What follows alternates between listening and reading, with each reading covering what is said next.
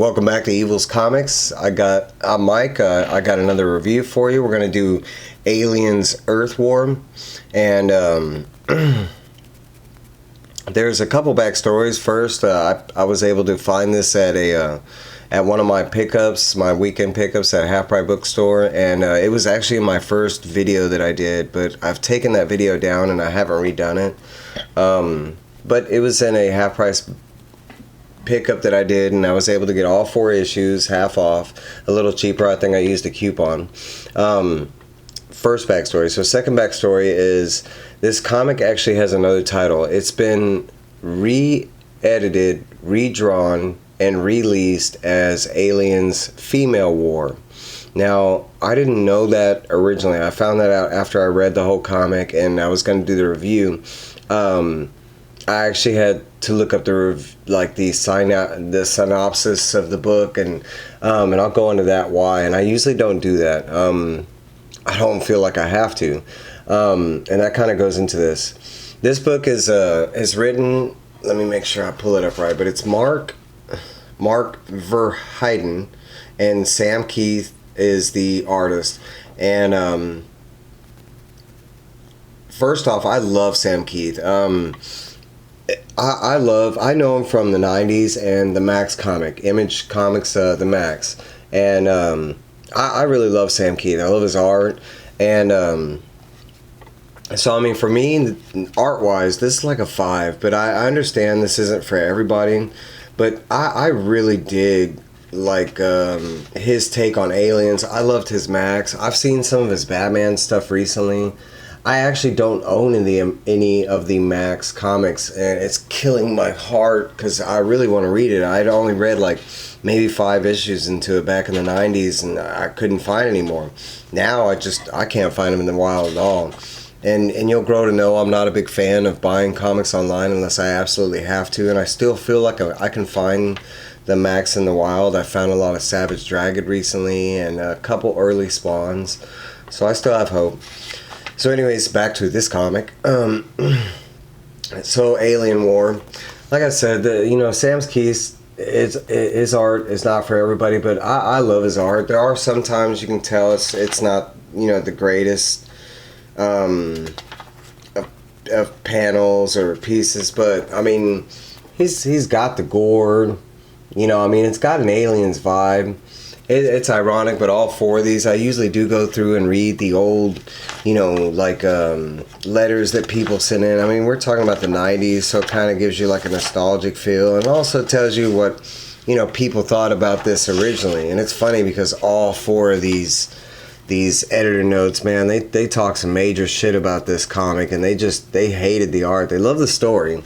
Okay, so I'm getting major off topic. So what this is really, essentially, is Alien 3.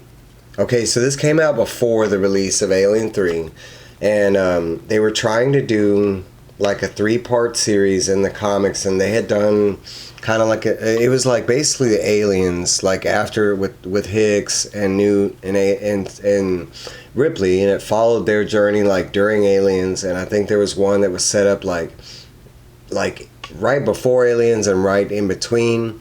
And this one is supposed to be a continuation of exactly what happens after Aliens, but minus Alien 3 and Alien Resurrection.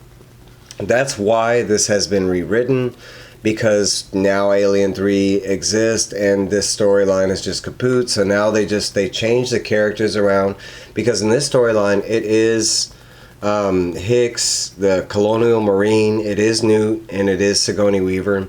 I will say the only one that actually looks, Hicks, he looks like him. He's got the acid scar on his face. Ripley, she does not look like her. I mean, she's in like, that's her, but I mean, they drew her, that's supposed to be her. And I as reading this, I was trying to, picture Sigourney Weaver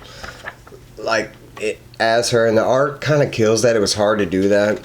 I wish I would have known they were supposed to be, they had been rewritten as different characters, and it might have been because now their names are like Billy, and I don't know, they're supposed to be different people.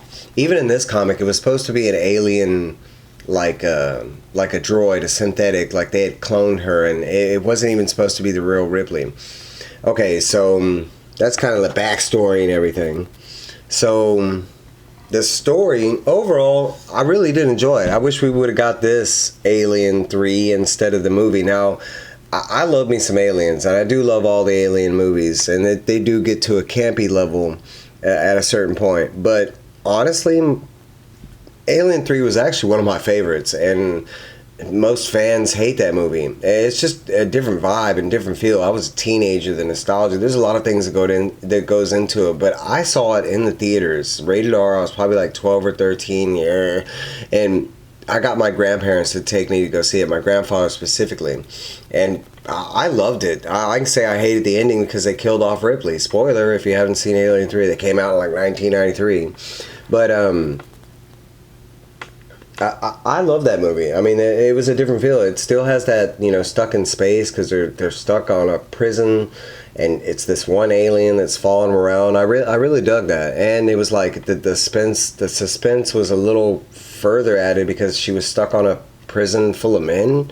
So it was like the one woman, and we know how prison. I hope not, but anyways. So I mean, overall, I want to give this comic like a 4 out of 5. It was really good. I can say the worst part about it is the story does get somewhat confusing. I mean, in the very beginning, it starts off with like a dream that Newt is having, and then it goes into, and she's dreaming about the hell that she went through and the Alien movie, and it's continuing, and then it like right there, it kind of jumps forward, and Newt's a lot older, and there's no explanation. Oh yeah, let me go back into it. And they do explain how like supposedly Sigourney Weaver woke up early before Newt, and she was recalled to go do some mission, yada yada yada. It's really confusing, but by the end of the story, they kind of get away from that, and they just get to the main thing. So what the main story is really about, it's all about Ripley, Sigourney Weaver's character, and she has this dream at one point where the alien queen was talking to her before, like, supposedly it goes back before the original Alien movie, the first Alien movie. And supposedly it was like a lure and a trap is why they found that originally ship with the engineers and stuff like that. So they go back to that ship, and she's looking for the queen, and eventually the whole plan is, and at this point it's parts, there's parts of the story that have happened in the earlier movies, but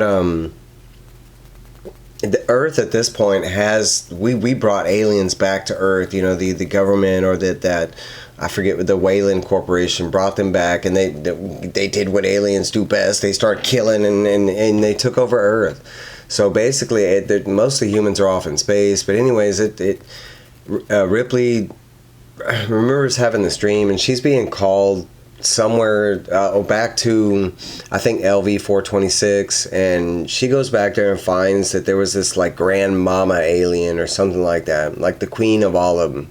And the plan is to take that alien queen back to planet Earth, where most of the aliens now are, and basically when she gets them there, she's gonna blow them all to kingdom come, and that's basically the whole main plot. It does, I want to say, in the second book, when they do get to LV 426, there's some kind of hiccups that happen as far as some stuff that they encounter.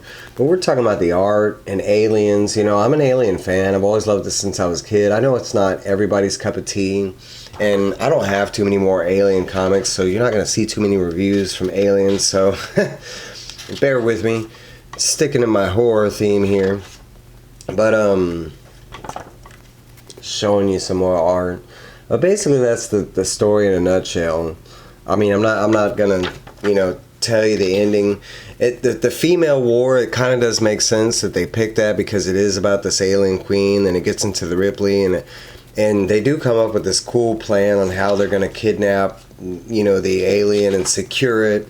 And Ripley actually builds this. It's like this part of the ship, but they make it out of like alien pieces. Like they actually use dead aliens to build this thing, and so that way she can't like acid bleed through it. And it also, like, motherly, she created a sense of like home because it's from, you know, her baby, dead alien babies. But eventually they do capture her, and her little like cubby hole thing in the ship that she builds to, you know, her little trap, it does work.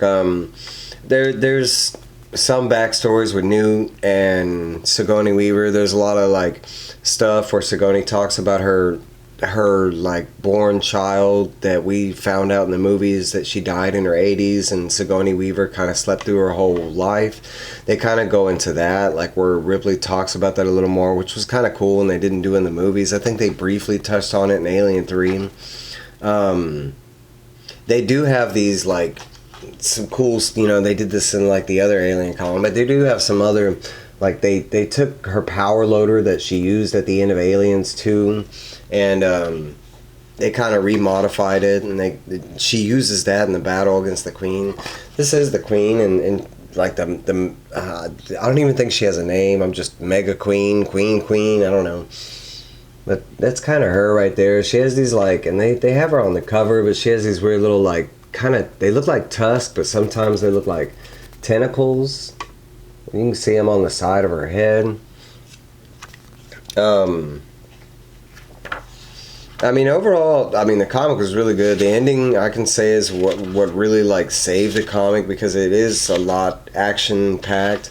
Like I said, I wish we would have got this as Alien 3 in movie form instead of Alien 3. Now, I did love the movie, but this would have been such a cooler movie, especially if they made it not so confusing. I mean, like I said, I was able to understand the story, but it was kind of, you know, like where I was second guessing myself, like, is that what really happened, you know?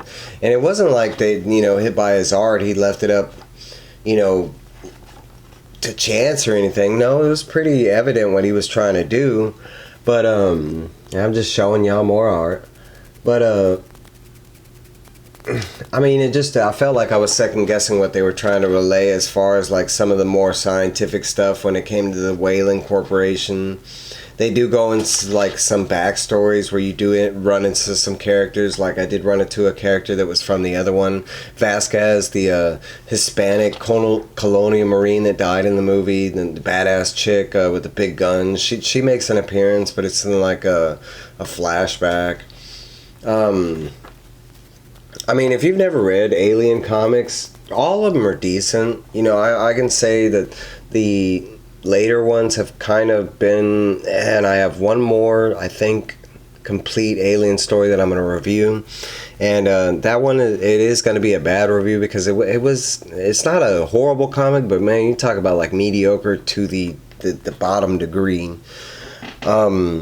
So this was my review on Aliens, Earth War, or Female War. If they in trade paperback, you know, if you Google Alien Female War, you'll see the trade back, and I think it's just one of these covers right here is the cover, and they just, you know, they changed the lettering. But that's my review. I try to keep it as simple, short, sweet. Yeah, but hopefully y'all like this. I'm doing it non-music this time. I kind of messed up the last time. I apologize about that.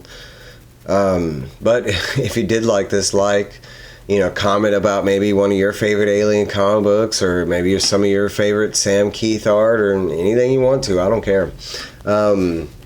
Just looking for some comments, you know. It's almost like gold now. And it doesn't give me anything. But if you haven't already subscribe to all those that have subscribed to Evil's Comics. Thank you so much. I really do appreciate it. It means a lot. Y'all have a great day. Happy Monday.